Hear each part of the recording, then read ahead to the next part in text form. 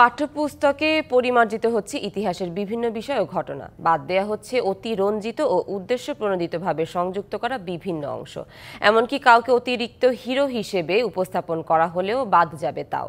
এরই মধ্যে এই পরিমার্জনের জন্য গঠিত কমিটি কাজও শুরু করেছে। জাতীয় শিক্ষাক্রম ও পাঠ্যক্রম বোর্ড এনসিটিবি বলছে, ইতিহাসে যার যতটুকু অবদান সেভাবেই তুলে ধরবেন তারা।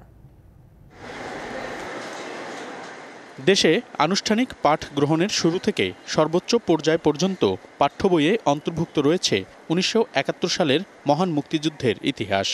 এছাড়া অতীতের নানা অর্জন ও বিষয় পাঠ্য বইয়ে অন্তর্ভুক্ত রয়েছে ইতিহাসের অংশ হিসেবে।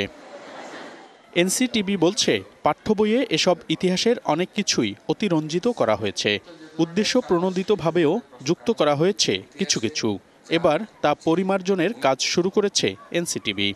কিছু অতিরঞ্জন ছিল, কিছু অতি কথা ছিল, আর কিছু সত্য ঘটনা পাশাপাশি আড়াল করা হয়েছিল। সেগুলো এখানে এই পরিমার্জনে বিবেচনায় নেওয়া হবে। ২৫০টিরও বেশি ডিজাইন অপশন নিয়ে ওয়ালটন স্মার্ট ফ্রিজ, বোঝে আপনার প্রয়োজন। সংশোধনের জন্য, পরিমার্জনের জন্য আসলে আমাদের বিষয়ভিত্তিক যারা বিশেষজ্ঞ এক্সপার্ট বিভিন্ন বিশ্ববিদ্যালয়ের, তাদের মাধ্যমেই এটা আমরা করছি।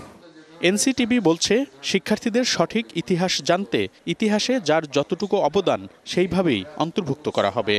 যার যা ভূমিকা সেটাই এখানে যথাযথভাবে দেওয়ার জন্যই আমরা নির্দেশ পেয়েছি।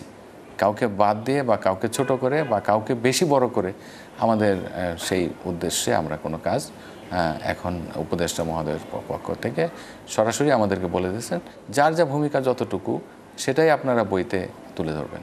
কিছু কিছু বইয়ের কাজ তো অলরেডি শেষ হয়েছে। চলতি মাসের মধ্যেই পরিমার্জনের এসব বিষয় চিহ্নিত করে পরবর্তী কার্যক্রম শুরু করা হবে বলে জানিয়েছে এনসিটিবি। মনিরুল সোহাগ, ডিবিসি নিউজ, ঢাকা।